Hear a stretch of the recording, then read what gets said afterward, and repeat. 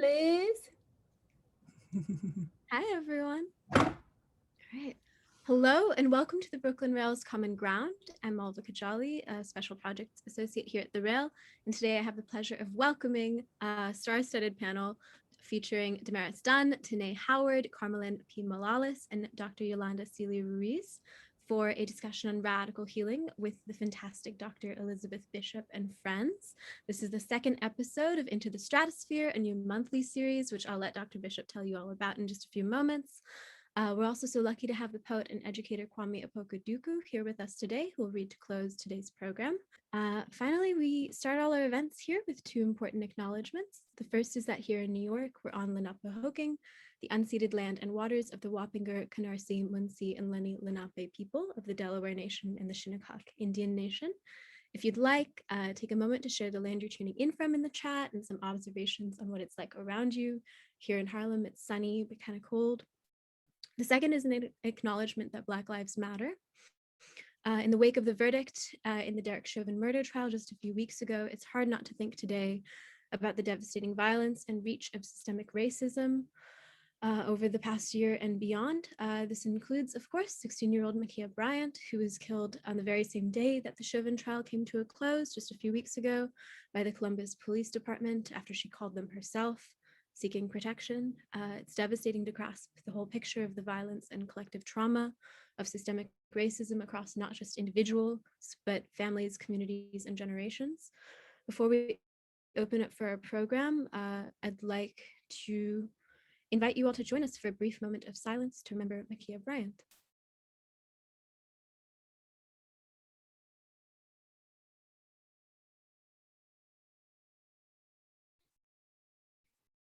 Thank you so much. And now it's my honor to welcome our wonderful guests, starting off with native New Yorker and educator Damaris Dunn, who's currently pursuing a doctoral degree at the University of Georgia's College of Education. She's a badass, and she's joined by Tanae Howard, executive director of the Sadie Nash Leadership Project, an NYC-based nonprofit that runs programs to strengthen, empower, and equip young women as agents of change in the world and in their lives. Next up is Carmelyn P. Malalis, Chair and Commissioner of the NYC Commission on Human Rights. Very vital, very excited. And before she took on that role, she had a life of advocacy for labor rights, employees' rights for over a decade. And joining her is the wonderful Yolanda Sealey-Ruiz, award-winning professor at Teachers College at Columbia University right up here in Harlem. She's also a poet whose first full-length collection, Love from the Vortex and Other Poems, came out with Kaleidoscope just last year. She has a new collection coming up on the horizon, which maybe she'll mention. We'll talk about a little bit. And keeping them in conversation and in questions is the wonderful Dr. Elizabeth Bishop, who is so many things: writer, researcher, professor, youth advocate, and surf monk, and our wonderful moderator for the day. Bishop, take it away. Thank you so much. Welcome everyone to episode 2 of Into the Stratosphere. As I was watching episode 1, I reminded myself to slow down because I talk kind of fast. So I'm gonna try to slow down a little today. So I'm so happy to have you all here. Episode 2, Into the Stratosphere. This is about radical healing. And I invited all the people who just got spotlighted to really excavate that idea with us. So I'm gonna take just a few quick minutes to tee up the day. And then I have invited Damaris Dunn in as my co-moderator for this entire experience. So Dee and I are gonna be running the show with all the folks. So when we talk about radical healing, and I invited a lot of these folks to this conversation, Yolanda in particular, y'all some of the busiest people I know, but Yolanda said, I need community like this. And Tené said something similar to me, like this is gonna be community. And a lot of the people who I've invited who are here in the audience, they were like, yo, this is soul food. And we need soul food right now more than we need almost anything. So I just want us to think about that. I've been talking since March 2020 about compassionate urgency, about what it means to move swiftly and act quickly because we need to, but with compassion foregrounded. So every time I've done something with the Rail, I bring James Baldwin in, and I'm gonna bring him in right now. Baldwin said, quote, "There is never time in the future in which we will work out our salvation. The challenge is in the moment. The challenge is always now." That's Baldwin, right? So I'm thinking about healing in the United States in 2021. I'm thinking about the aftermath of Donald Trump and the ongoing white nationalism and the anti-Black, anti-Asian, anti-Muslim, anti-queer attacks that we're seeing, right? And we are not here to be only reactive to violence. We are here to actually step into the spaces that we want to hold. I'm thinking about the aftermath of COVID and the intergenerational traumas and the ways that they're impacting our lives based on these multiple pandemics. And the real question here then becomes, what happens when we do not heal? And what happens when we do heal? Right? What happens when we actually are healing, making space for radical healing? And that's why I brought all these folks into conversation. And the last thing I'll say before I introduce Dee is Dr. Sean Ginwright, who is a pretty renowned youth development, youth organizing researcher out of San Francisco State University. He's been doing a bunch of work on radical healing for a long time as it relates to especially communities of color and community organizing of young folks. And his work recently has exactly spotlighted the need to move from being only trauma informed to being healing centered. And the idea there, right, is like to be trauma informed is not enough because you center the trauma in the whole experience. What's it actually mean to heal? So that's the conversation for today. And I will say to you, as somebody who's read multiple books on trauma and the impacts of it, that the end of almost every single book about trauma is about community. You cannot heal if you don't have community. So I'm about to throw the mic out to all my amazing people who are here. And I want to shout out again real quick, Damaris, Tanae, Yolanda, Carmelin, and the poet Kwame Opoku-Duku, who I'm meeting today for the first time, but whose work I've read online. So super happy to have you all. Dee is my co-host, native New Yorker, educator, currently pursuing a PhD in Georgia at the Mary Frances Early College of Education, doing research on educational equity and Black Girl Joy. Damaris published with me in September 2020, along with Yolanda and some other folks. So Dee, welcome to the party. Let's get it started. Hello, everybody. I'm so happy to be here with the Brooklyn Rail for the third time with Bishop. And it's just been a pleasure to sit at the feet of some of the women that are in this space right now. And so I'm grateful. I want to invite the words of Nairi Waid into this space. And she talks about healing in a poem. In our own ways, we all break. It is okay to hold your heart outside of your body for days, months, years at a time. Heal. So to kick it off, I want the folks in the room to introduce themselves. And I want to start off by asking you, how do you define radical healing in the work that you do? And so I'm going to pass the mic to Tanae. Thanks, Damaris. It's so beautiful to see you and to just, witness all that you have done in the so many, many years since we first met when Global Kids was working at Boys and Girls High School and you were an educator there. And I just think about all of the beauty you have brought forth in community with young people from that point on. And so thank you, it's an honor. My name is Tanae Howard. My pronouns are she, her, hers, and I am the executive director at Sadie Nash Leadership Project. I'm so proud because I think that in so many ways, this last year of grief and difficulty and trauma on so many levels, it has been an absolute gift that I have been at Sadie Nash during this time because it has been a conduit for my healing, doing this work, doing the work that Sadie Nash does in partnership, in community with my colleagues and with the young people that we work with has absolutely been what has filled me up in those times and moments where I have felt completely depleted. I am a, career-long, lifelong youth development practitioner, educator. I started out my career working in Harlem at Harlem Children's Zone, kind of really thinking about how art, the project that I particularly worked on was thinking about really how to engage young people in using their art to speak their truth and to really make space to create shifts and changes in their communities that they wanted to see. And I'm really thankful that I've been able to move through working in a lot of youth development spaces over the years. After that was at Global Kids, and now more recently at Sadie Nash Leadership Project, where young people are centered, their voices are centered, what they need in order to thrive, not just survive. Because when we're talking about radical healing, we're not talking about surviving. We're talking about I think it's even something beyond thriving.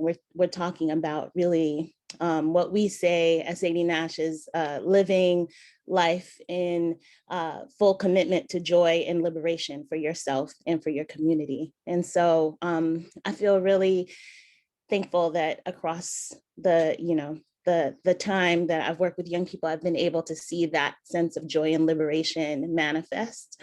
And I've been able to learn a lot about how to use that energy and use that really it is energy from young people to seed my own joy and liberation. And so I think I'm constantly on that journey, and I appreciate being here today to learn even more about how to get closer to that, to deepening that joy, and to deepening both my personal liberation and our collective liberation. So thank you.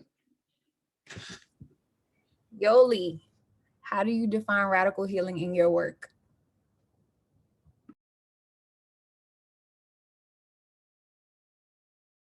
You on mute. How about now, y'all? Yeah, good. Hey, Drop a mad knowledge note over here. I was in the struggle for a moment, on the struggle bus with Zoom. Oh my gosh. Let me say this. First of all, Tanae, sis, I feel like I want to sit in a living room with you, right in front of you, and just like speak for hours. And Damaris, I love you deeply. You know that. Radical healing is my work. I think that's how I define it. The work that I do with teachers, teacher educators, superintendents, I'm constantly in the face of such deep inhumanity in our education system. And so I must approach this through love and through healing. What I do must sort of be, to use a biblical reference, balm in Gilead, because I literally am walking into, for the most part, inhumanity. Not seeing children for their full potential, seeing children as broken, seeing children of color as just their trauma. And so when I come into a space, anything that I share, I want it to be wrapped in radical healing. Healing for myself, to sometimes do this work in the fierce presence of racism. Healing for those teachers who have not yet found a way to excavate their biases, their stereotypes, but they know that they need to, they must leave the profession.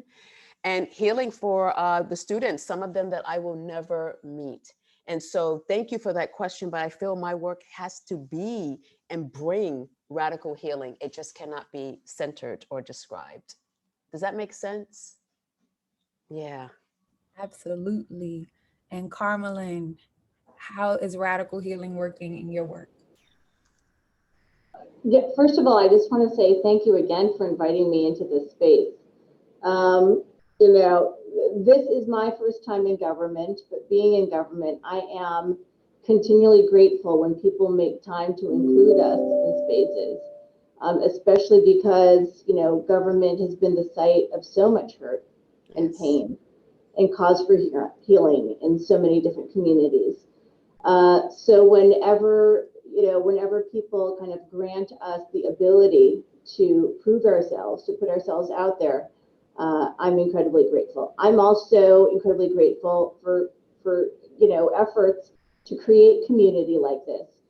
We have all, in the last year, we have all been stretched beyond our abilities in a million different ways. I'm lucky that I live on the same block as Dr. Bishop.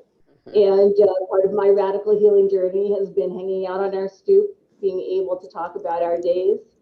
But I'm also incredibly lucky that in New York City, there are continuing efforts to create spaces like this. So I just wanted to first say that. So I am the chair and commissioner for the New York City Commission on Human Rights. And for folks that don't know, we are the city agency that enforces all of the anti-discrimination and anti-harassment protections throughout the city. Nationally, we are considered to have one of the most powerful human rights laws that exist. One reason for that is just the sheer number of protections under our law. We currently have over 25. They grow every year. Another reason is just our commitment to making sure that we are enforcing broadly and powerfully in different areas, that we call out anti-Black racism when we see it in daily life, even in normalized forms, that we realize the struggles that our trans brothers and sisters and non-binary folks have when they're dealing with law enforcement or other government agencies, that we understand how our immigrant communities feel left out and unseen and unacknowledged in different spaces. Part of what attracted me to coming into government and to coming, at this point in time was the ability to bring my life experiences and those of the people that I know and love around me to really, provide input and provide the experience for what I think is oftentimes lacking in government. People think of government and they generally think of, kind of dry, formal, impersonal processes. In the last 7 years that I've been here, we've made it so that we speak over 30 languages at our agency, that we have a very diverse staff. If people are the victims of discrimination or harassment, those are incredibly traumatic personal life events. We need to make sure that whatever barriers that exist, whether it's language barriers, cultural competency barriers, whatever those barriers are, we are removing as many as possible so people can come forward to access government. We are well aware that so many basic human needs, access to education, to food, to healthcare, all of these things come through government, through local government. And if you are unable to access resources or people in your local government because of over-policing or over-surveillance or being invisible, you cannot get the human needs that you need for yourself or your family. For me, when I think about radical healing, I think about the different ways that we really have to address damaged relationships that we have in community and between communities. So much of a focus of the agency since I've been here is in engaging more transformative and restorative practices. We have to realize we're all in relationship, right? Between and among communities, we are all in relationship. Harms, acts of discrimination, acts of bias, scapegoating, when it happens to one of us, it has reverberations across our entire community. And those hurts exist and last until we really talk about healing, not just about penalties, not just about throwing money at something, but how do we really talk about healing? As we've done more in our restorative work, there's a question that, gnaws at me that I always think about, not just as the Commissioner for Human Rights in New York City, but just as a human being in community. And that question is, what have I failed to do? What have I as an individual failed to do to have allowed this hate to continue? What have I as an individual have failed to do to allow this discrimination to happen? And I think about if all of us, if we each thought about that question more and tried to really answer it. So I'm gonna leave it there, and I know we're gonna have a healthy discussion on that, but that is a central question that I think drives my leadership of this agency and that drives a lot of the work that I do. Thank you so much. So that was just like a quick overview on who everybody is to start, like dipping a toe in the water of the conversation of radical healing. And now Damaris and I are going to take turns asking a single question to each one of these panelists. And then we're going to open up for a big, broad crosstalk. And we definitely want the audience involved in that as well. And just to say, like, listening to Carmelyn talk about like what real healing means and what it means to actually address damage and really think about what it means to be in relationship with each other. And then for Yolanda to say like, yeah, because the deep inhumanity reaches broadly across all of us. And so honestly, like every person I invited to this conversation, I already knew that their work was grounded in radical healing. I already knew that that's how they ended up here. And so Tanae, I'm going to kick it off, throwing it back to my friend Tanae. Talk about relationships. Tanae and I worked together, like a million years ago at a high school in Brooklyn. So Tanae, when you're talking about the work at Sadie Nash now, living life in full commitment to joy and liberation. And if y'all came late, that's the work that's happening at Sadie Nash, building up young people to live life in full commitment to joy and liberation. It's so powerful. So I'm hoping that you can just break it down to us a little bit. Like, I know, because I've been in your life, that you took over Sadie Nash at the top of the pandemic. Pandemic had just hit this world, and you stepped into the leadership role at Sadie Nash. So I'm wondering if you can talk about the ways in which Sadie Nash, and you touched on this in your intro, but go deeper, creates an actual space for healing for the communities that you serve and for yourself in the process. Yeah, thank you. Thanks for that, Bishop. It's so, I have to close my eyes when I think about it sometimes, because it has been a year, right? And I think that I stepped into leadership of Sadie Nash on March 16th, which was the day that everything closed down. And so it was myself and Chitra, who's our former ED, in the office with the rest of the team, me meeting the rest of the team as the ED for the first time via Zoom, and us kind of being like, hey, y'all, well, hopefully I'll see you in a few weeks, right? And a year later, we really haven't been together physically, right? And I've been reflecting on that, and it's amazing that we haven't been together physically. Our team has met up a couple of times in recent months, now that things are, we figured out how to be safe and how to really, make sure that we could center everyone's safety in that. But, and despite that, right, not being physically together, I think that the like bones of Sadie Nash have enabled us to still create that sense of community, that sense of connection to one another. I certainly feel it. And I feel so incredibly thankful to our team, who lead with love. And really that's what it is. Like, there is I think in this particular organizational space, right? Leading with love, leading with trust, and really defining what that trust means. What's at stake when that trust is breached, and really, opening up and bearing ourselves to be able to have that honesty with each other.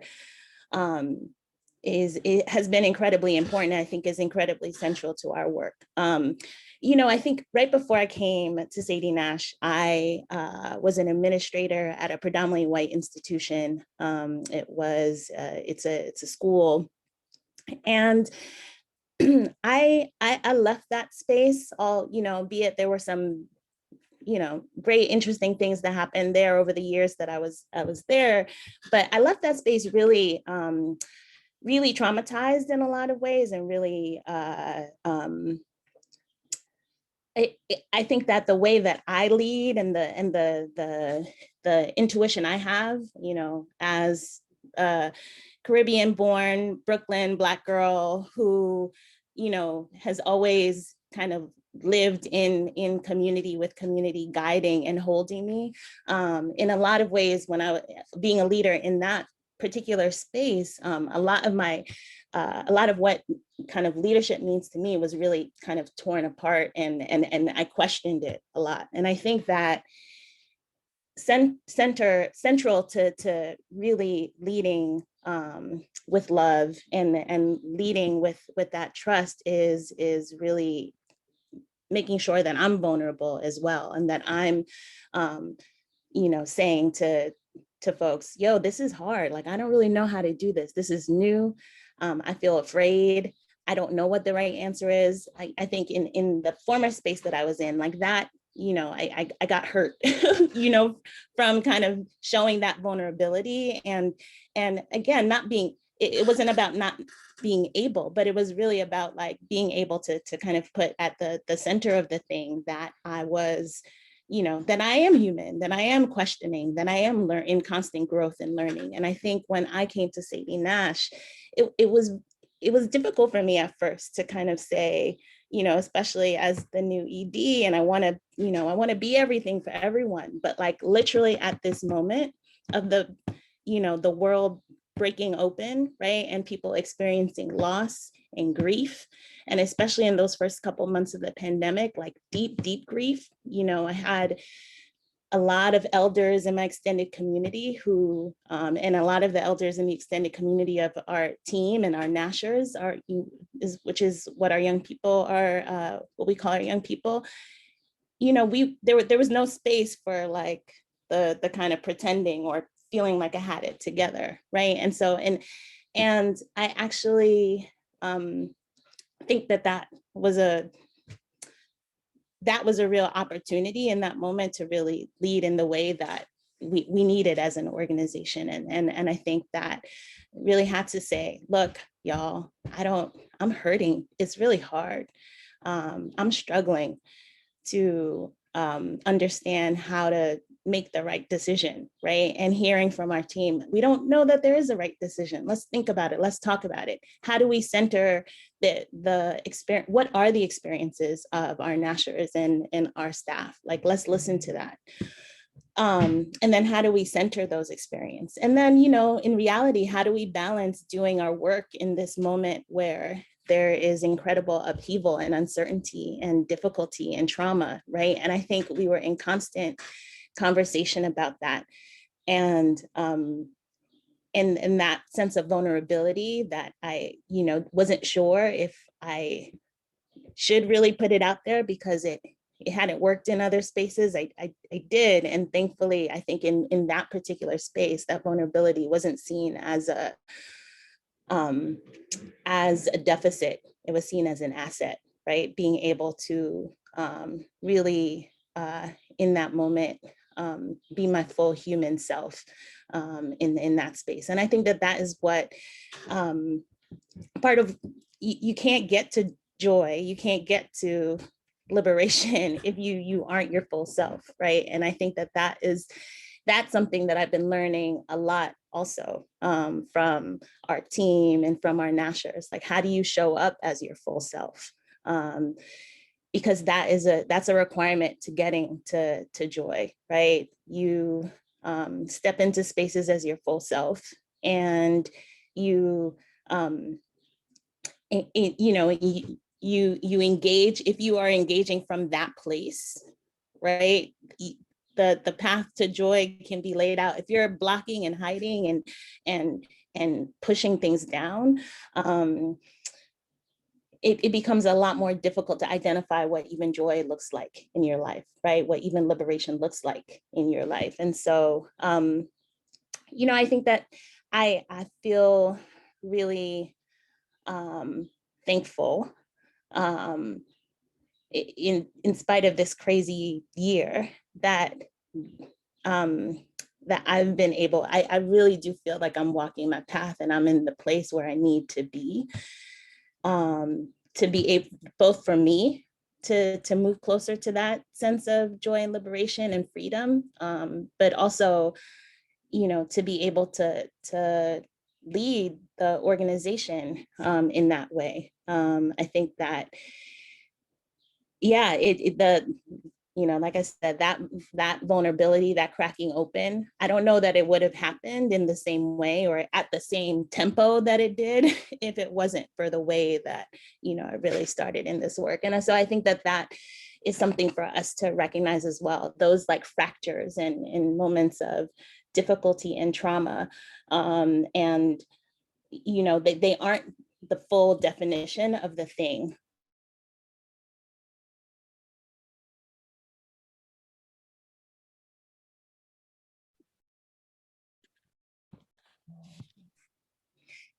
Hey, I think my connection was unstable for a moment, but I'm back. But I was just going to say, sometimes they can be a portal to get to the next, to get to where we need to go and where we need to be. So I'll leave it there, but obviously there's so much, just even reflecting on this sometimes blows my own mind, kind of thinking about all of the levels and all of the learning and all of the growth, but really all of the like love that we've been able to to bring forth in spite of the grief around us. So.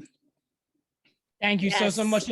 The chat is exploding with quotes from you, with senses of like the things that you're talking about, and like walking that path. I've been talking with lots of people about what is flow state right now. What does it mean to be disciplined in the work because it matters and you're our soldier in the struggle? And what does it mean to surrender and kind of move through the spaces of trauma to get us past that, right? To get to places of joy and liberation. So, so much more. We're going to pick this up and like have crosstalk as soon as we go. But I'm going to throw the mic to Dee. She's got a question for Yolanda. Yeah, Tanae, I really love that because you made me think about the work of joy and like pain is portal, right? So the pain is portal to this joy that we unearth as people of color. And so Yoli, thinking about your work, thinking about your poetry, how do you think about poetry as portal for this radical healing work that you're doing with teachers and educators? You muted. You muted. Somebody unmute yo. Yeah, I don't know why that keeps happening. I'm sorry, y'all. I'm gonna blame it on Zoom. So much, gosh, Tanae, thank you. Thank you, sister, so much. To answer your question, first of all, thanks for those of you who picked up Love from the Vortex and or listening to it as an audible album. The first thing you see when you open the book is an epigraph I have: I write to free and heal myself. And so for me, in the 35 years that I have been writing poetry, although I just started calling myself a poet in 2018, it has always been this idea of healing. It has always been this idea of shaping a world that I wanted, and also trying to understand the world that I was in. You know, growing up in a home with some domestic violence as a young child, didn't really understand why that was happening, how to deal with it. And I found that poetry was an immediate, almost elixir for me. And so it has only served as healing for me. And this is why with Love from the Vortex, I didn't intend to write it as a book, but I literally said, if this healed me in the way that it did, my goodness, maybe it can heal someone else. And so that's why I offered it to the world. It is extremely vulnerable. It is extremely, it tells all of my business in the sense of my ideas around love and intimacy through 6 men that I was involved with over 30 years. And I'm grateful for showing that vulnerability, because even in the releasing, I want to say this, I was healing. Even as I engage with people talking about their own pain and how the poems offered them healing. So I really see it as an artifact, as a tool, poetry, and specifically Love from the Vortex, as a way to get people to enter conversation about their pain. That leads to the path of healing. Oftentimes it can be so overwhelming when we are dealing with so much of this, particularly through COVID, and dealing with death and loss on many levels. Sometimes people don't even know where to begin.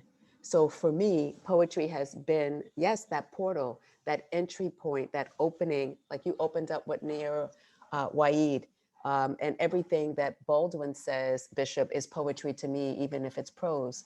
So leaning on our writers, our poets, our ancestors, listening to their words, which I interpret as poetry, is the beginning of healing.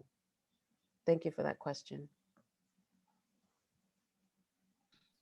So I'm going to throw the next question to my dear friend and neighbor, the Commissioner for Human Rights, Carmelin. So, it's worth for everyone in the audience to know, including some of the panelists who are here for the first time, this all, Into the Stratosphere as a series, Yolanda told me I was going into the Stratosphere after we all published together in September 2020, the guest critic page for the Brooklyn Rail. So that's where this comes from. And the reason that that's relevant is we're talking about poetry and we're talking about art. So for Carmelin, then the question I have is like, help the people understand, how does a city agency uplift practices of radical care, and what role does the arts play in human rights work that's coming out of the commission? Thanks for that, Bishop. again, we are not, the Commission on Human Rights, we are not the traditional government agency that people deal with. And, I had mentioned before, this was my first time in government. Over the past, almost 7 years that I've been here, we've grown from a staff of 55 to a staff of 150. Wow. And for most of the people who have joined my office during this time period, it is also their first time in government. And people saw this as a way to take the space, take the seat at the table, redefine what government should be, redefine what government should look like in our communities, and be able to actually invite community and government to sit down together and be in relationship with each other, right? It's interesting that there's so much focus right now on radical healing because of the past year. Human rights has been under attack like never before in my lifetime, at least as an adult, in the last 4 years, right? Because of the last presidential administration. So when we came into this role, my first full year at the commission was, it coincided with the presidential election campaign of 2016, where we all had to listen to the anti-Semitic, anti-Muslim hate, transphobia, xenophobia, homophobia, anti-Black hate, mockery of people with disabilities. I mean, you name it. Every time someone turned on their radio, turned on their TV, or logged into social media, it was in our faces constantly, right? Constantly traumatizing people, triggering people. But the fact that this was basically state sanctioned as part of what our system of government was, right? This was part of the process. So I say that only because we, coming out of that, we were already looking at what is the healing we need just from how our different communities have been traumatized these last 4 years. Then on top of it, dealing with the pandemic. And so, the fact that so many of us were coming out of government and we said, we don't know how government does this. We don't know how government usually addresses this type of trauma, but so let us do it the way we would do it as human beings now filling these seats in government. And part of that exercise, or part of that commitment from me and my team, has been about thinking about how do we communicate with people in the way that they feel things. When Yoli's talking about poetry, when Tanae is talking about her being in fellowship with the people in her office, we know just as human beings that we connect on these basic human levels. So for us in the past few years, we have really engaged with social justice artists who can, by an image, by a picture, by an installation, in a moment, communicate more than we can probably communicate in a 100-page report, right? And reach more people. So it has been very important for us to use art in human rights in our work, not just to communicate what people's rights are under our law, not just how to connect with our agency, but to also communicate to people, we see you. We see the hurt you're going through, and we see the joy of your life.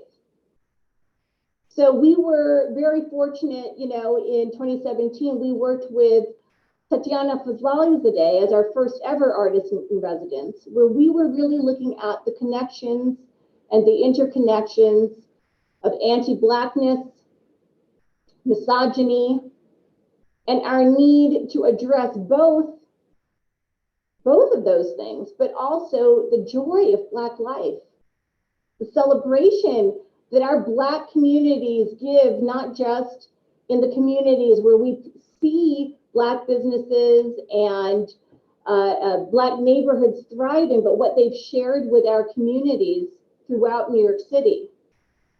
We've continued that with our current artist in residence, Andre Wagner, who some of you may have seen his photography in the Times and in other spaces, where he so vividly captures, again, kind of the normalized joy of Black life and Black living. And then we were very blessed to be working with another artist in residence this year, Amanda Pimbadi-Pakia, who helped us bring out our I Still Believe in Our City campaign. I hope some of you have seen this around. You know, we took over the Barclays Center with it. They've been at city kiosks and bus shelters and posters all around the city. It was actually on the cover of Time magazine, I think an issue ago.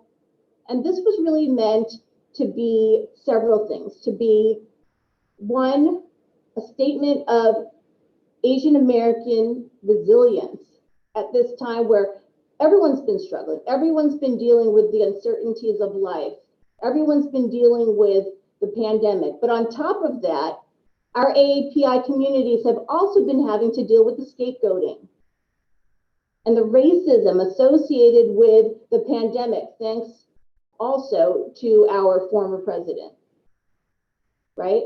So a statement of resilience of our communities, but also a statement of solidarity with Black lives. Because again, we know that our movements for civil rights, for human rights are interconnected. There is a strong history of that. There is also a long history of anti-Blackness within AAPI communities that we as AAPI individuals and communities have to reckon with and have to talk about. But there is also a strong history of solidarity, right? So we've been using art, and then most recently, Amanda worked with the bid in the Meatpacking District to put on our latest installation, May We Know Our Own Strength, which speaks very explicitly and directly towards healing. So that is an installation where people can go online and they can just unload. They can unload the hurts, the pains, the humiliations, the sadness that they've had dealing with trauma. And every time they unload something, you know, the installation prints out a copy of what they've unloaded. A light goes on in the installation. So there's a physical manifestation that people can see of where their grief goes. And then Amanda fashions those paper into different types of art, pieces of art and artworks that you can see in that shop window. I hope some of you, if you haven't seen it already, you take a look at it. So that is, I think, very explicit ways that we have used art in our space.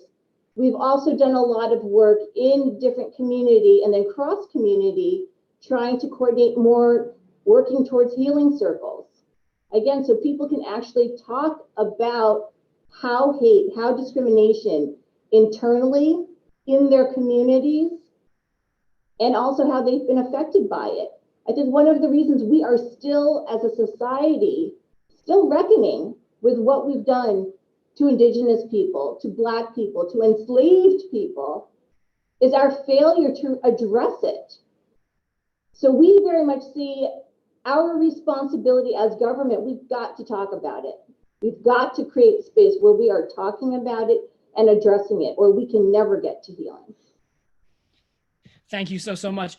I mean, the loudest, you said so many vital stuff, and I know the chat is blowing up with links to some of these things that you folks can check out. But how we create these spaces feels to me like kind of fundamentally where we're going next. So our hope is we're gonna crack open for some crosstalk. And when Damaris and I were talking about this, we'll do that for about 10 minutes, and then we'll open up for Q&A to the audience, because there's incredible people who are out here in the audience today who want to weigh in. Questions are already coming through. So when I was talking to Damaris in advance of this, I pulled out a different Deleuze and Guattari book. Last time I read it to you from 1,000 Plateaus. This is Deleuze on negotiations. And in here, I'm not going to read from it per se, but one of his chapters is about breaking open words and ideas. And so Damaris and I were talking about that last night. Like, what's it mean to break open words? What's it mean to break open images and ideas? And I think Tanae got to this a little bit too, like in the places where it hurts, and Yoli said this to you, write your way through the vulnerability, and Carmelin's breaking it down as it relates, especially how the arts are being communicated around human rights, but that you can break open what's been hurting you. You know, you can break past it. And so I think that's a big part of this. And I will say, I'm gonna drop this in the chat too. This is from the introduction I did in September 2020, but some of y'all probably didn't get eyes on that. And it says this, it says uplifting vitalism, right? I'm a Nietzschean. Uplifting vitalism, beginning always again, the eternal return to capture what will become of our radiant survival. Fearlessness is the only way to the abundance of joy just past the depths of despair. And I hear all y'all talking about the fearlessness on the other side of despair. So the question I'm going to throw out to everyone, I think, is really about how we make this humanizing space. But I want to say just one thing about it, because I sit in the world of K to 12, higher ed, out of school. Those are all my worlds. And, you know, some of us know that humanizing pedagogy has been a good look forever. Right? It's like the rest of the world's catching up right now. Paulo Freire published in 1970, published in the original Portuguese in 1968, right? In Brazil, to try to mobilize the farmers so that they had literacy skills so they didn't get their land stolen from them because they couldn't read the contracts. Literacy as a mechanism for survival. So we know humanizing pedagogy works. Now people are catching up. We know human-centered design works, and now design is like all the rage. And we know social emotional learning is vital, because how else are you going to heal? So when people kind of talk about like, oh, we'll use the month of September for social emotional, then we'll be good. Eye rolls from the educators who know what's actually up, right? But so I'm thinking about like, what's that real solidarity? Carmen used the word solidarity, and sometimes people are scared of it. How do we make spaces of true intersectional solidarity? I've been hearing a lot of lip service from a ton of spaces I'm in. Oh, we're healing centered. I'm like, you're not healing centered. That person just lost their parent and you want to know where their journal is. That's not healing centered, right? Every time I teach, I remind my graduate students, we are still living in a pandemic. And it is okay that you are hurting, you know, and we are not going to push you past your hurt. We're going to be with you while you heal. So to all of you, and anybody can crack this open, and then Dee can throw in a question after. How do we actually create those humanizing spaces? What practices do you already have that you want to uplift? What thoughts do you have on what it means to make humanizing spaces for radical healing? You know, one thing that, oh, Yolanda, you want to go? No, Tanae, you go. Yes. Carmelin said something, and I feel like it was I heard it in what we've all said at different points, but just like the idea that you name the thing. There's so many, you know, as one piece of it, right? There's so much there's so many spaces where we're not actually like naming, we're not saying anti-Black racism, right? We're not saying that, you know, the trauma that comes from from the way that white supremacy has infiltrated all of our, you know, cultures. We're not, you know, like there are ways that we in so many spaces can like not name the thing, and that feels really central to being able to, you know, humanize, and not naming it with my words and my names, but even, you know, when we're in spaces with young people, like really creating the space to hold the things that they name. And when sometimes they, you know, as educators, they may implicate us in some ways, right? And we got to be able to hear that, to understand it, to move through it. But that was something that kind of really, you know, stuck out to me when we're thinking about how do we create these spaces. We can't create them kind of being like, you know, like not landing on what it is that we're actually trying to dismantle, because then we're not really doing much, right? And so, yeah, that was my initial thought in terms of that. Sister Yolanda. Yeah. Oh, right. yeah. Take the mic. Yeah, I'll just like jump right on that. And I was thinking, because I'm a Libra, so I try to put things like in numbers and organization. So I was thinking 4 things. First and foremost, T.T. Toni Morrison, in her Nobel laureate speech for Beloved, told us that language matters. So sis, absolutely. Carmelin, sis, absolutely, naming it. So I was just thinking 4 things. Number 1, we have to decenter from whiteness. We have to just, okay. Number 2, we have to decolonize our minds. Some of us are walking around, our minds are still so deeply colonized. We might be talking certain things, but we're still trying to reach towards whiteness. Number three, we have to stop lying. We have to stop lying as a nation. We have to stop lying in these organizations, stop gaslighting by having DEI statements, and yet you don't have anything fundamentally that really will bring forth true diversity, equity, and inclusion and belonging. And even in land acknowledgements, you know, as we acknowledge our brothers and sisters, First Nations, the original Americans, where their presence in our higher education spaces?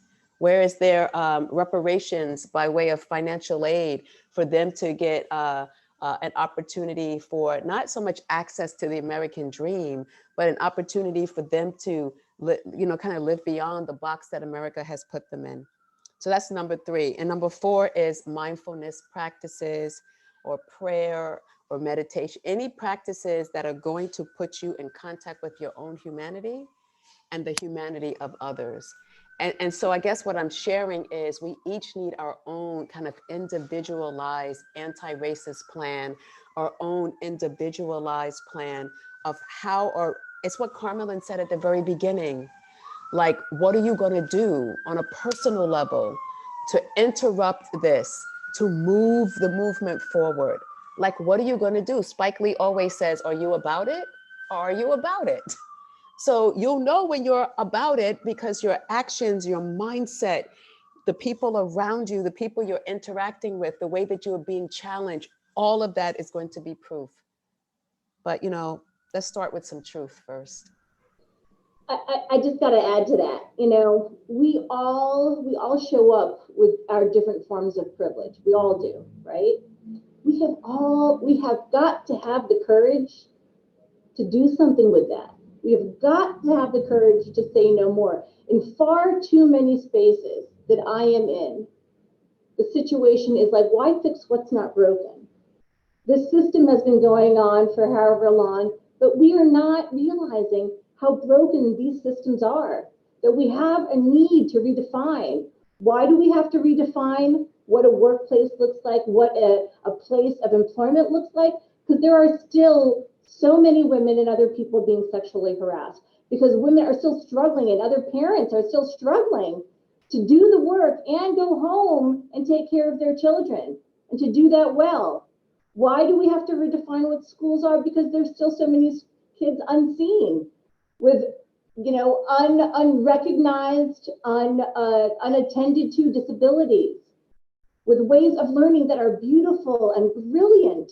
And we are just not teaching them right because we keep doing things the way that we've done things for however many years.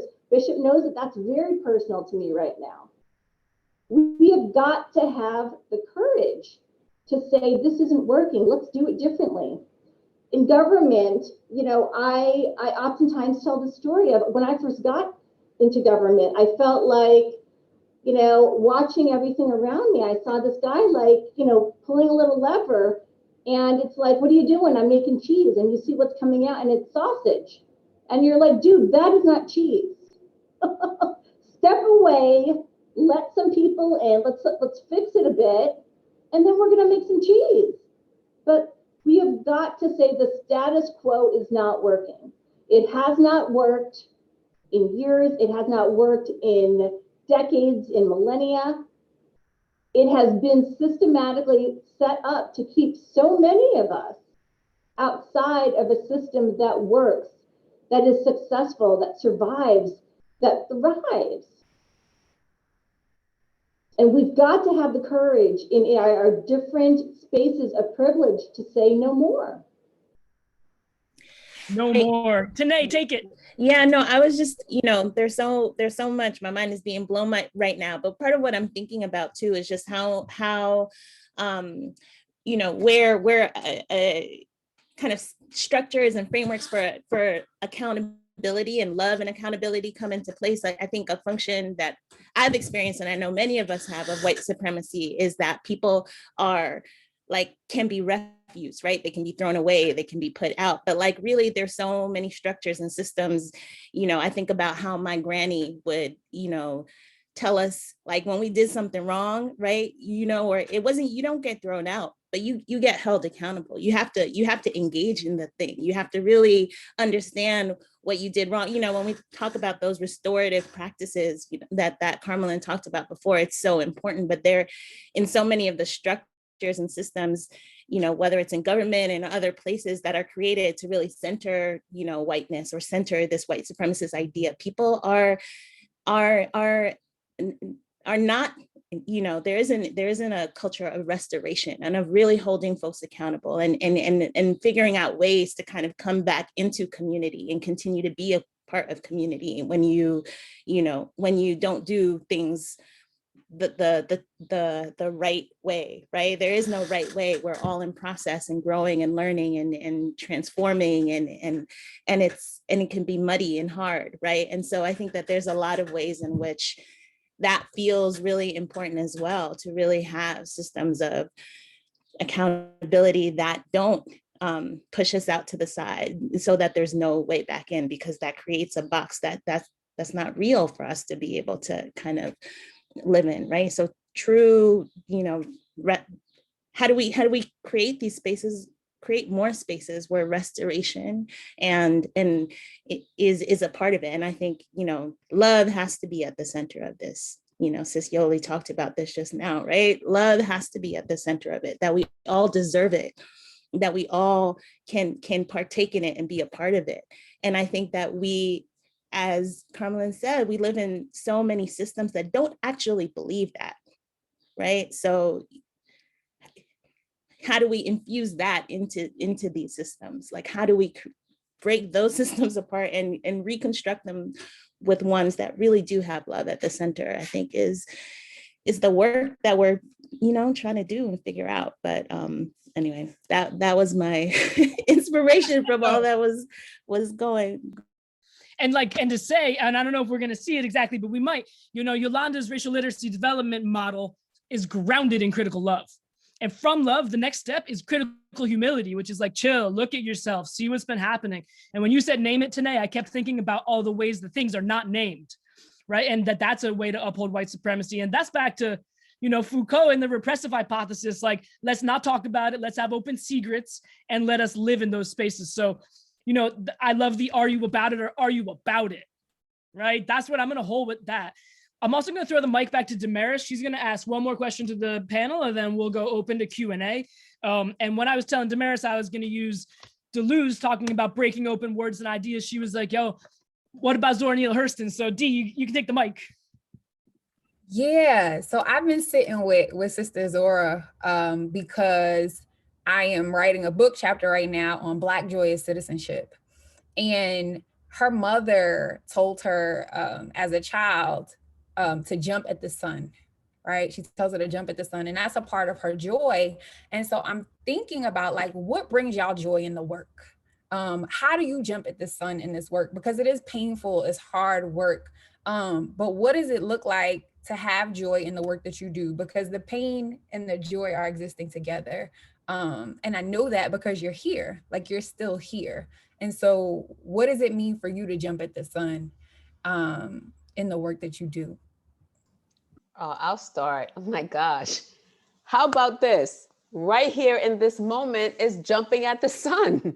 Right here in this moment, being with people I love, I respect, who are about it, is jumping at the sun. For me, mentoring students, the next generation PhDs who are doing the academy differently, who are centering love, who are, centering liberation in their work. Seriously, in a way, we say unapologetically a lot, but for real, y'all, because to make that decision to do that as a doctoral student or an untenured faculty in this thing called the academy is risk. And so to see that makes me, and to have any kind of influence in that makes me feel like I am jumping at the sun. So thank you. Yes, yes, and yes. Yeah, I'm going to say that for me, jumping at the sun is just knowing that there's this lesbian with a Ethiopian immigrant wife with these beautiful Black biracial girls out in Brooklyn who's calling the shots at a government agency in one of the most powerful agencies or most powerful cities in the world. I have many moments of joy where I think to myself, that happened because of the people who are here, because of the people who look like New York City or sound like New York City that are here. I remember one of my first experiences, we worked on legal enforcement guidance relating to pregnancy accommodations. So accommodations that employers have to provide related to pregnancy and other medical conditions. And everyone who was sitting around the table, all the people who were working on this with me were either people who had been pregnant, were pregnant at the time, or had a desire to be pregnant.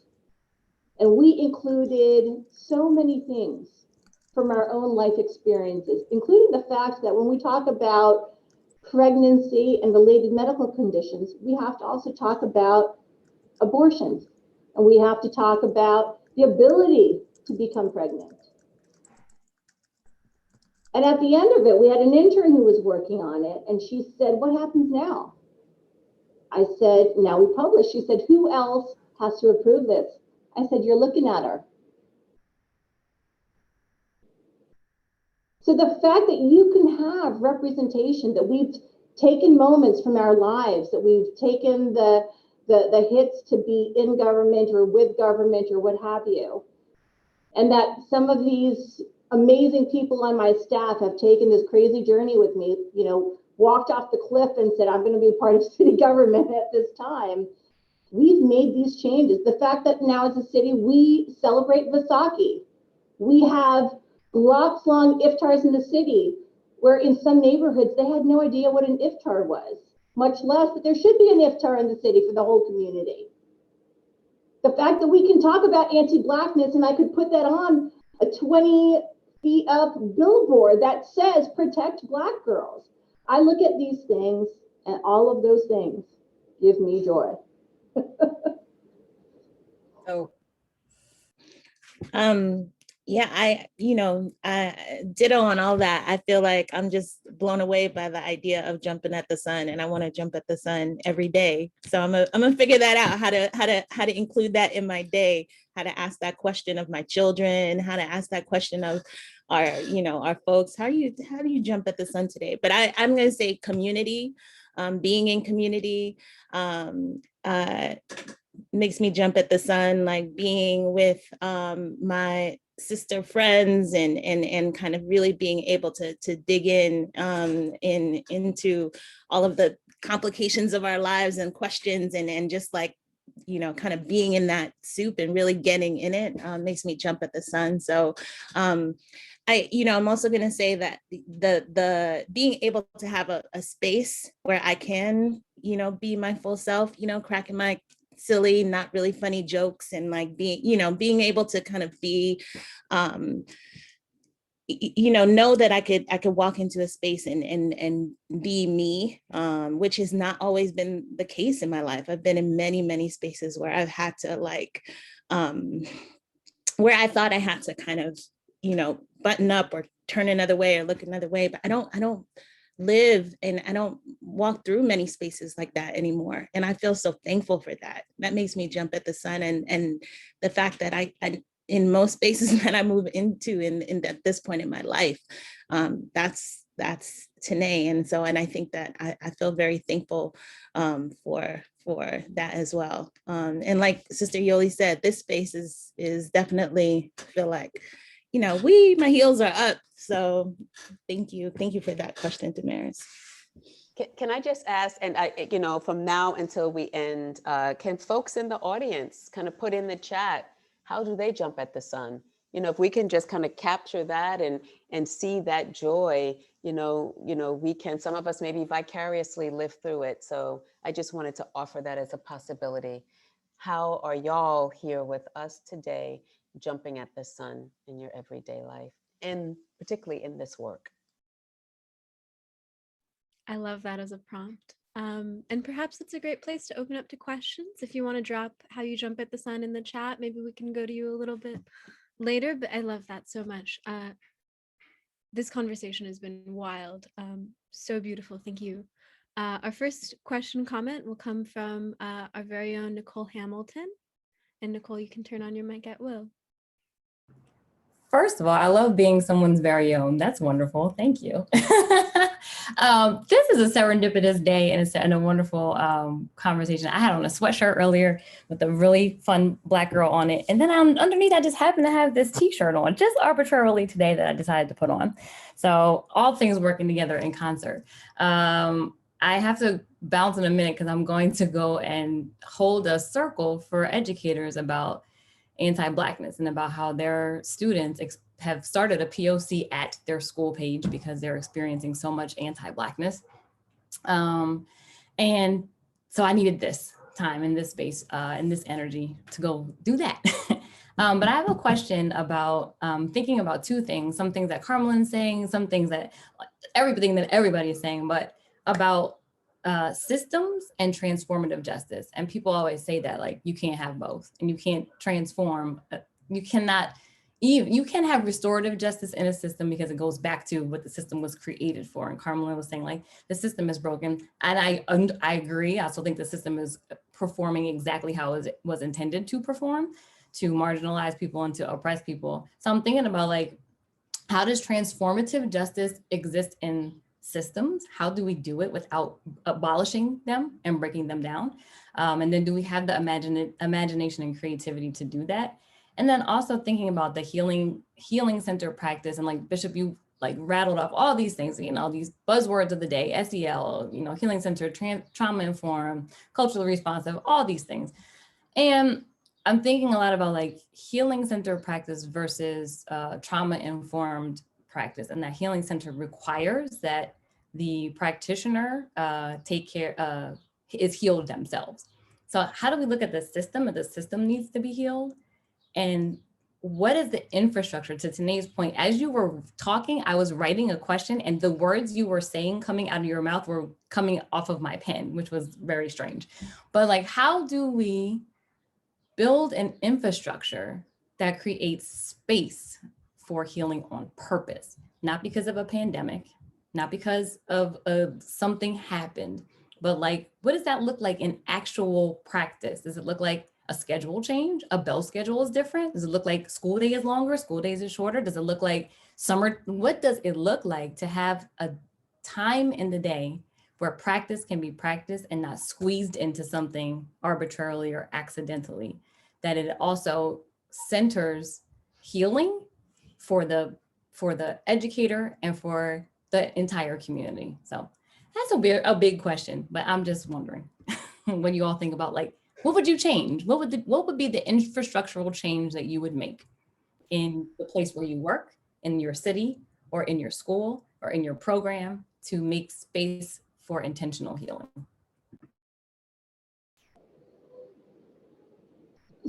So I'm going to say that, thanks for that, Nicole, first of all of that. One thing is that just in terms of like something that we try to do in community at our agency, you know, during the pandemic and all of the telework, we really struggled with how do we keep community. We are a small staff and we are an extremely close staff. And for many people on my staff, their coworkers are also their chosen family, right? And as people have been dealing with, you know, incredible loss in their families and in their communities, it's been really hard to think of ways that we could be in community and be like almost appropriately in community. You can't just like see somebody you haven't seen for a while. They've encountered so much loss and be like, hey, how are you doing? Right? It's been a struggle, I think, for everyone in pandemic.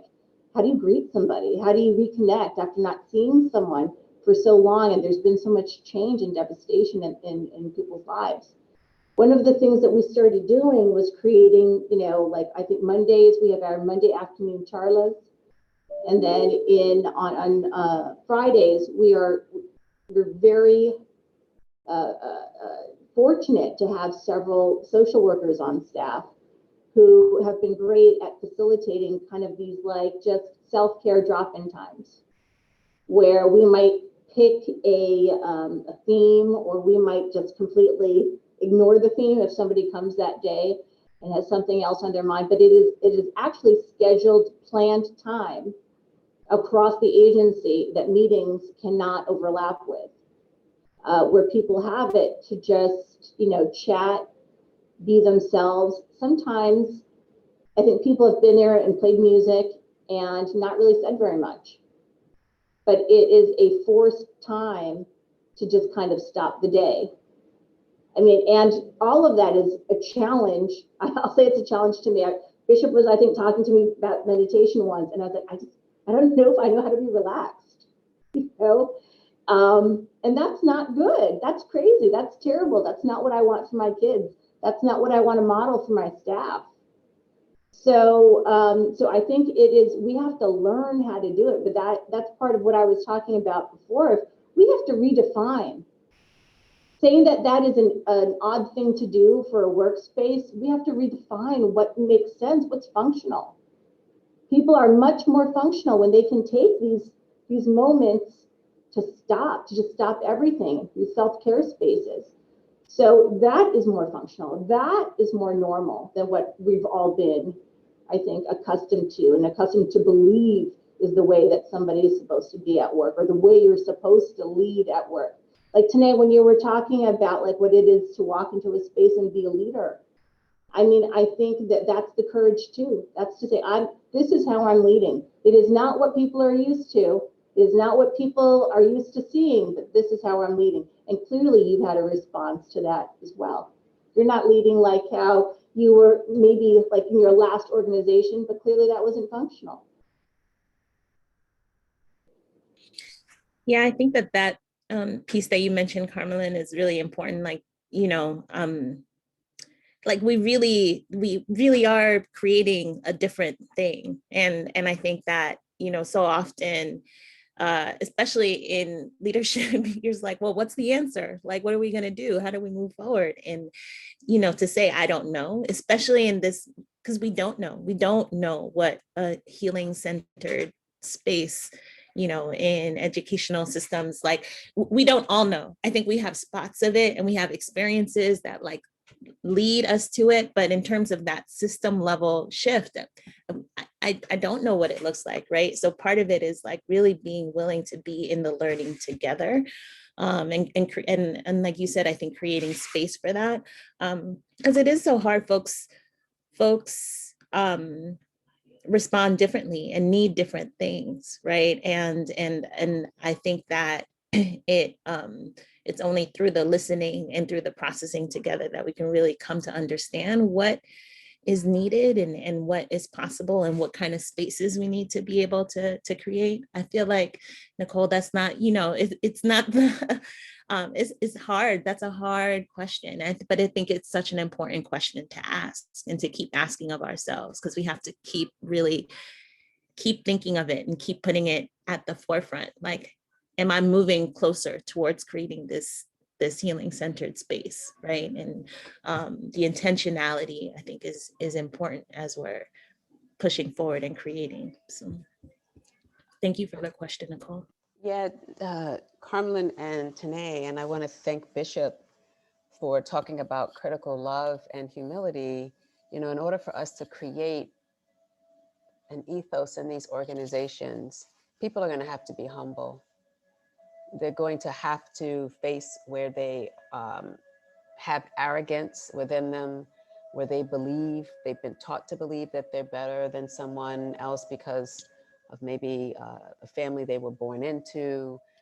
So there has to be almost a stripping of the self, a stripping down of the self to the bare humanity, right? That you can actually see the people that you're advocating for as yourself or as your child, as someone that you love dearly. So that kind of critical humility is, I think, a key first step.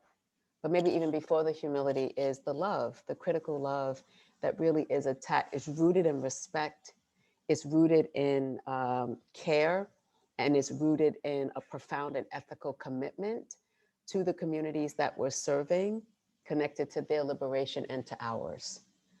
And so we have the language. we have models, we have ways of being and knowing. The question is, are the people who can shift the organizations at the table? Are they leading? Are they being trusted? Right? And we find for the most part, I mean, Tanae, it's a blessing, and Carmelyn, a blessing. The two of you happen to be in these powerful positions that can shift an organization. But most of these so-called philanthropic organizations, or organizations that are meant to kind of shift inequality, is very heavily staffed by those who think in white supremacist ways and are thinking from a way of a savior kind of complex. So I don't know, maybe some of it is infiltration that we do through some of these organizations, but I think an archaeology of the organization to see what are the practices, the policies, and certainly the beliefs that serve as tools of harm instead of tools of pushing forward the idea of critical love and developing humility in all of the people who choose to work there. And I think that's when you can create an ethos of love and empathy and understanding. So for me, it always goes back to the self and the people who are being hired in these organizations to do this work. And are you trusting Black women, brown women, Latinx women, Asian women, who for the most part, for me, tend to be the most compassionate people that I've met, because they are often the ones who are thrown to the bottom of the ladder. And so they have a different perspective. They're looking up, but they also are looking to the side and looking down. So women of color have a very powerful perspective that I think a whole lot of organizations can learn from. And yet, the last thing I'll say, when we think about even in corporate, where a lot of this money may be funneled through corporate, there may be, what, 1 or 2% that are women, period, and maybe 0.2% are women of color leaders. So we need a whole shift, y'all. We need a plan. And we need spaces like this to freedom dream together. And we are the people, right? We are the people we've been waiting for. June Jordan. Hello, poet. I would love to know too, Damaris, if you got any thoughts on this. I will just say real quick, I mean, I know you got mad thoughts on this, but I will say real quick, I've been writing forever about ethics that don't moralize, right? About making space for people to bring their truth to the space without judging immediately what that response is, right? And we know for sure that judgment is the antithesis of creativity and design. So if someone brings an idea to the table and your first instinct is to say, no, this is why that can't work and won't work, that's what's upholding some of these systems that Nicole is pushing us on. So I don't know, Dee, what you think about this, and then we'll throw it back to Malvika, because I think we're almost in time to go to our illustrious poet. But Damaris, you got the mic. Yeah, you know, I live for working with young people. And I think at the center of all of our conversations, young people need to be at our tables, because they are capable and they do have the knowledge, and they probably can freedom dream a hell of a lot better than we can. And so when I think about who needs to be at these tables, who needs to be telling us about what justice looks like, it needs to be young people. And so I think that, you know, Black girls in particular, because they're on the margin. We mentioned Ma'Khia Bryant earlier, but there was a Black girl in Boston that was lynched recently, right? And so like we have to center Black girls, because they are the only group, right? At the intersection of like suspension and expulsion at disproportionate rates. And so when we start thinking about if they're well, if Black women are well, then we can all be well, right? And so I think it's very important to center the voices of young people and their joy and what they want to see for the world. Thank you. And I just want to, like, again, giant big ups to Damaris Dunn, Tanae Howard, Carmelyn Morales, and Dr. Yolanda Sealey-Ruiz. Thank you tremendously for coming and joining us into the radical healing space today. I would love to keep this conversation going for hours and hours and hours, but we're about to kick it to our poet. So I'm super excited, and Malva could take the mic if you want next, but we are bringing in Kwame Opoku-Duku to be our closing poet, who's someone whose work I've read, but now I'm about to meet you in real life, as they say, over video. Thank you so much. All right, I feel like we had so many questions. I'm going to send them all to you and connect everyone afterwards. but this has been so fantastic. I do want to highlight really quickly a couple of answers we got to, like, what makes you jump at the sun. I like that Nicole said in order to stop, we have to put white supremacist ways of working out of the equation and stop centering things like productivity, output, time. Anne-Marie Paul suggested something I really like. She said code switching less and less every day has been a huge part of my healing, and I think I can get behind that as well. This has been a fantastic conversation. And yeah, in the interest of time, we're going to move to poetry. So at the Rail, we have a tradition of ending with poetry, and today I'm thrilled to welcome our poet laureate of the day, Kwame Opoku-Duku, to the stage. He's a Ghanaian American poet and fiction writer, and Kwame's the author of The Unbound Verses, which came out with Glass Poetry Press. His work has been featured by the Virginia Quarterly Review, the Kenyon Review, Poetry Mag, Bomb, Apogee, and many others. Kwame lives in New York City, where he's a humanities teacher, an associate poetry editor for Boat Journal, and where he curates the reading series Dear Ocean, which centers work about climate change and environmental justice. Everyone, give it up for Kwame. First, thank you, Malvika. Thank you, Dr. Bishop. This was an amazing conversation. I wasn't able to be on all of it because I was actually teaching, but I absolutely love what I heard. First, the question, how do we jump at the sun? I think this is something that, you know, I want to wake up every single day and think about this first. So thank you for that. Just, you know, thank you for your thoughts in general. As a teacher of Black and Brown students, all of these topics are so crucial to me.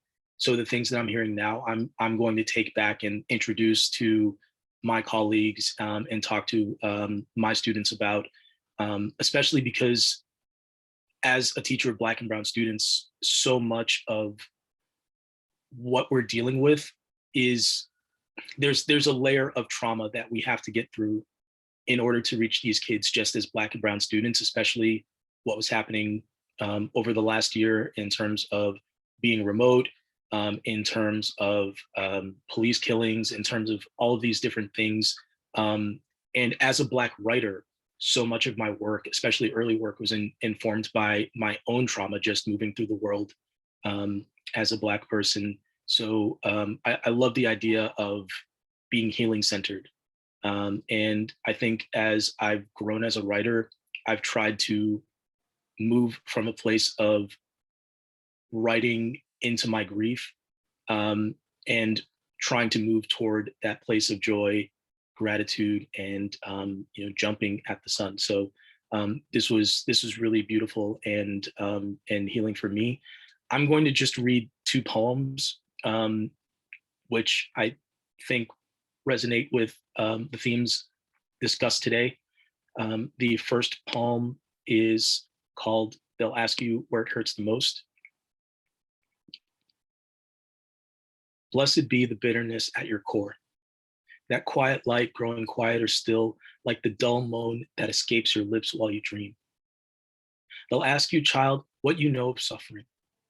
They'll ask you where it hurts the most, when the pain changes like wavelengths of light in the evening sky, when the cries of the ancestors ring out to you from the ocean, when their words vibrate in your diaphragm like a listless, queenless hive. You may forever, child, feel a type of way, but you must get up every morning and watch the sunrise from the ocean. Remember to love your lover. Remember the goodness and righteousness deep red against her skin, the color of the ocean on her toenails. Remember the ancestors who praised the gods at the sight of land. One day, child, you will join them on a beach in Accra, where you will pour out libations for those who have yet to come. Until then, stand with your arms stretched toward the sky, and though termites may eat you from within, pray to grow into a wise old tree, for the dignity to praise alone the sun and the rains. Pray to become a garden, to distinguish that which nourishes us from that which keeps us alive. And this next poem is called And Lord Knows. And Lord knows I've been guilty of losing track of what is holy. The antique candle holder we used to prop open the fire escape window in our bedroom, or the robin that flew inside and blessed us as we slept.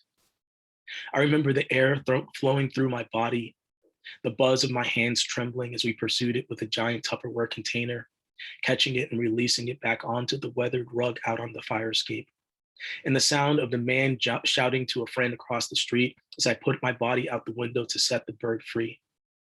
In that moment, I was sure the man had witnessed our awe and terror, until I saw his friend saunter across the street to hug him, and I realized he had not seen us, not looked up even once. When you asked me what I was feeling later that morning, I had already forgotten about the amount of air I felt in my body. And I said, I was wondering about the differences between what is beautiful and what is real. What I meant to say is, my love, I feel so small and insignificant and so full of grief, and I don't think I understand anything. In the afternoon, down by the Hudson, we watched the sun set over New Jersey, breathing in the wind, dancing peacefully across the water. And you touched the back of your hand to mine and asked, "Are you not astonished?" While I stared blankly toward the darkening horizon. And as we walked back to our apartment, they had opened up a fire hydrant on our street, and a woman, a beautiful woman wearing a white linen dress, held her baby over the spouting hydrant like an offering to God. Thank you very much again. This was so lovely. That was so beautiful. Oh my God. I appreciate you all, and I can't wait to learn more, experience more, and hopefully fellowship with some of you. Kwame, that's remarkable. Thank you so much for joining us. Nothing could have ended this how you just ended this for us. So I'm speechless and humbled by all of you. Thank you everyone for being here tonight. When we go episode 3 in June, just to say we're going global. We're gonna be in Mexico, Colombia, Bogota. So come back and see us in June as well. Malvika, I'll throw the mic back to you. Sure. Thank you, Bishop. Kwame, thank you so much. You're my favorite poet.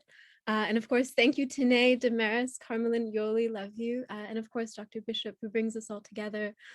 We're so excited to be unveiling this restorative, heart-filled, critical program. As Bishop said, the next episode will be Thursday, June 3rd. So hope to see you all there. And thank you for tuning in today and being here together with us in the audience and in the chat. We're celebrating the Rail's 20th anniversary this year. So as a nonprofit, if you enjoyed today's program, please consider making a donation to keeping the Rail and our special projects free, relevant, and independent.